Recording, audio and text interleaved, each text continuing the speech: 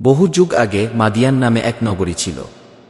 এ নগরী ছিল বাণিজ্যের জন্য বিখ্যাত, কিন্তু দুর্ভাগ্যজনকভাবে এখানকার মানুষ আল্লাহকে ভুলে গিয়ে মূর্তি পূজা করত এবং ব্যবসা বাণিজ্যে প্রতারণা করত।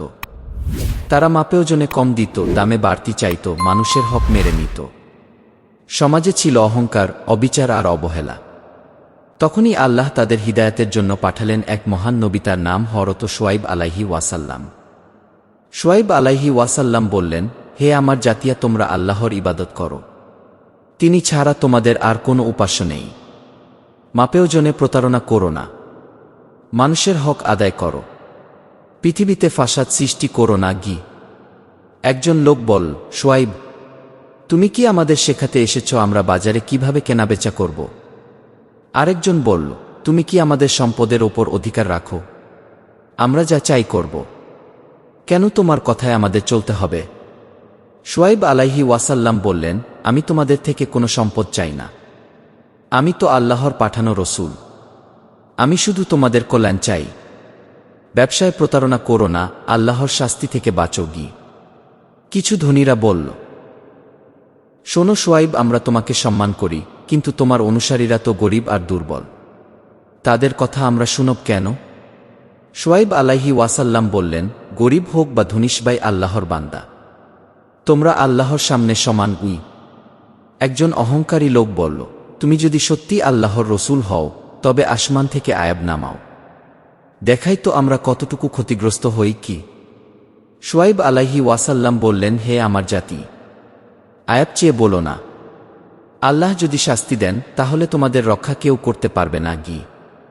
লোকেরা হাসাহাসি করে বলল, আরে আমরা তো বহু বছর ধরে এভাবেই ব্যবসা করছি, কখনো কিছু হয়নি, তোমার হুমকি আমরা মানি না। শুআয়ব আলাইহি ওয়াসাল্লাম বললেন, তোমরা কি নূহের জাতির কথা জানো না? হুদ আলাইহিসসালাম ও সালেহ আলাইহিসসালাম এর কম ধ্বংস হয়ে যায়নি? একজন তরুণ বলল, এসব পুরনো গল্প, এসব দিয়ে আমাদের ভয় দেখাতে চেও না। শুআয়ব আলাইহি ওয়াসাল্লাম বললেন, আমি তোমাদের জন্য দুঃখিত হচ্ছি, আমি চাই না তোমরা ধ্বংস হও।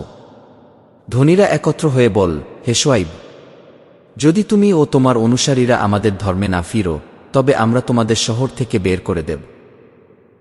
শুআয়ব আলাইহি ওয়াসাল্লাম বললেন, আমরা কি মূর্তি পূজায় ফিরে যাব, যদিও আল্লাহ আমাদের সেখান থেকে বাঁচিয়েছেন? এটা কখনো হতে পারে না। একজন নেতা বলল, তাহলে তৈরি থেকো, আমরা তোমাদের বিরুদ্ধে ব্যবস্থা নেব।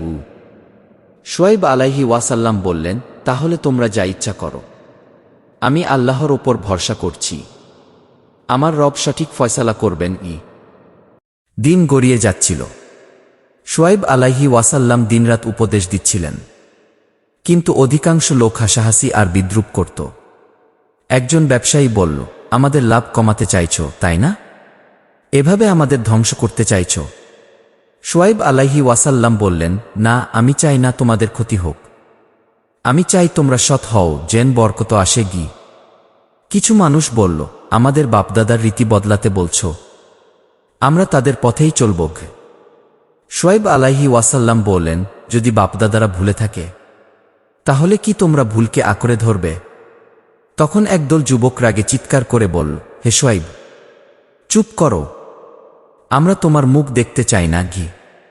শুআয়ব আলাইহি ওয়াসাল্লাম শান্ত কণ্ঠে বললেন, আমি চুপ করব না যতক্ষণ তোমাদের উপদেশ না দিই, আল্লাহর সামনে আমার দায়িত্ব আছে। এভাবেই বহু বছর ধরে শুআয়ব আলাইহি ওয়াসাল্লাম উপদেশ দিলেন, কিন্তু তাদের হৃদয় কঠিন হয়ে গেল। একজন লোক বলল, হে শুআয়ব, তোমার কথা শুনে মনে হয় তুমি কোনো জাদু জানো। আরেকজন বলল, তুমি তো শুধু মানুষ, আমাদের মতোই, তুমি কিভাবে আল্লাহর রসূল হবে? শুআয়ব আলাইহি ওয়াসাল্লাম বললেন, হ্যাঁ, আমি মানুষ, কিন্তু আল্লাহ আমাকে দায়িত্ব দিয়েছেন, আমি যদি তোমাদের কাছে না আসতাম তবে কে আসত?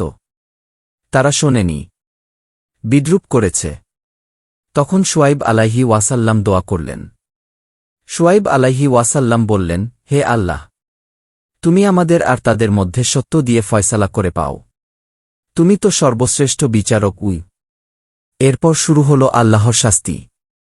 কয়েকদিন ধরে প্রচণ্ড গরম পড়ল, সূর্যের তাপে তারা অস্থির হয়ে গেল, বাতাস থেমে গেল, পানি শুকিয়ে গেল। মানুষরা বল, এ কেমন গরম, আমরা এমন কখনো দেখিনি গি। শিশুরা কাঁদতে লাগল, বৃদ্ধরা হাঁপাতে লাগল, শহর অস্থির হয়ে গেল। একজন লোক বলল, এ নিশ্চয় শুআয়ব আলাইহি ওয়াসাল্লাম এর দোয়ার কারণে হয়েছে গি। আরেকজন বলল, না, এটা কেবল আবহাওয়ার পরিবর্তন গু। কিন্তু দিন কেটে গেল, গরম বাড়তে লাগল। মানুষরা তখন আকাশে একটি ঘন কালো মেঘ দেখতে পেল। তারা আনন্দে বল, আহ, বৃষ্টি আসছে, এটাই আমাদের মুক্তিজ্ঞে। সবাই দৌড়ে গিয়ে মেঘের নিচে জড়ো হল। হঠাৎ সেই মেঘ থেকে বজ্রপাত নামল, আগুনের শিখা বের হল। একসাথে শুরু হল ভয়ানক ভূমিকম্প। শহরের দেয়াল ভেঙে পড়তে লাগল। মানুষরা চিৎকার করল, হায়, আমরা ধ্বংস হয়ে গেলাম। কিন্তু আর কোনো উপায় রইল না। পুরো মাদিয়ান নগরী মুহূর্তেই ধ্বংস হয়ে গেল। কেবল শুআয়ব আলাইহি ওয়াসাল্লাম এবং তার ঈমানদার সঙ্গীরা বেঁচে গেলেন। শুআয়ব আলাইহি ওয়াসাল্লাম কাঁদতে কাঁদতে বললেন, হে আমার জাতি, আমি তো তোমাদের উপদেশ দিয়েছিলাম, কিন্তু তোমরা শোনোনি গি। এভাবেই এক শক্তিশালী জাতি পৃথিবী থেকে মুছে গেল। কুরআনে আল্লেন, মাদিয়ানের লোকদের আমরা ধ্বংস করেছি, যেমনভাবে আমরা আগের কমদের ধ্বংস করেছিলাম গে। হজরত শুআয়ব আলাইহিস সালাম এর জীবনী আমাদের জন্য অত্যন্ত শিক্ষণীয়।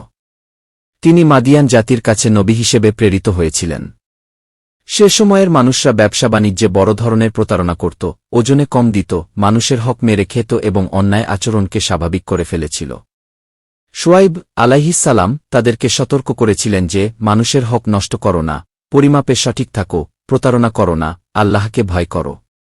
তিনি বারবার মানুষকে সত্য ও ন্যায়ের পথে ডেকেছেন। কিন্তু অনেকেই তার কথা শোনেনি, বরং তাকে কষ্ট দিয়েছে, উপহাস করেছে এবং হুমকি দিয়েছে। তখন তিনি ধৈর্য ধরেছেন, আল্লাহর উপর ভরসা করেছেন এবং সঠিক পথে দিয়ে থেকেছেন। শেষ পর্যন্ত যারা অন্যায় ও প্রতারণায় লিপ্ত ছিল, তারা আল্লাহর শান্তির সম্মুখীন হয় এবং ধ্বংস হয়ে যায়, আর যারা শুআয়ব আলাইহিস সালাম এর সঙ্গে ছিল তারা নিরাপদে রক্ষা পায়। এই ঘটনা থেকে আমরা শিখি যে, দুনিয়ার লোভে পড়ে অন্যায় করলে শেষ পরিণতি ভয়াবহ হয়। ব্যবসা বাণিজ্যে সততা ও ন্যায্যতা থাকা জরুরি। মিথ্যা, প্রতারণা, জুলুম ও অহংকার ধ্বংস ডেকে আনে। আবার আমরা শিখি যে, সত্যবাদীদের শেষ পর্যন্ত জয় হয়, যদিও শুরুতে তারা কষ্ট ভোগ করে। সৎকাজের আদেশ ও অসৎকাজ থেকে বিরত রাখা প্রতিটি মুমিনের দায়িত্ব। আল্লাহর নিয়ামতের কদর করা এবং তাকে ভয় করে জীবন যাপন করা আমাদের আখিরাতের মুক্তির পথ। হজরত শুআয়ব আলাইহিস সালাম এর জীবনী থেকে আরও একটি বড় শিক্ষা হল, আল্লাহর নবীদের প্রতি অবমাননা কখনো মাফ হয় না। তাই আমাদের উচিত সবসময় নবীদের প্রতি সম্মান প্রদর্শন করা, তাদের দাওয়াতকে অনুসরণ করা এবং নিজেদের জীবনকে ন্যায়পরায়ণ ও পরহেজগারি দিয়ে সাজানো। এভাবে আমরা শিখি যে দুনিয়ার অস্থায়ী লাভের জন্য নয়, বরং আখিরাতের স্থায়ী সফলতার জন্য কাজ করতে হবে। তো প্রিয় দর্শক, এই ছিল আজকের ভিডিও। আশা করি আপনাদের কাছে ভালো লেগেছে। যদি ভালো লেগে থাকে তাহলে চ্যানেলটা সাবস্ক্রাইব করে পাশে থাকা বেল আইকন অন করে দিন। আল্লাহ হাফেজ।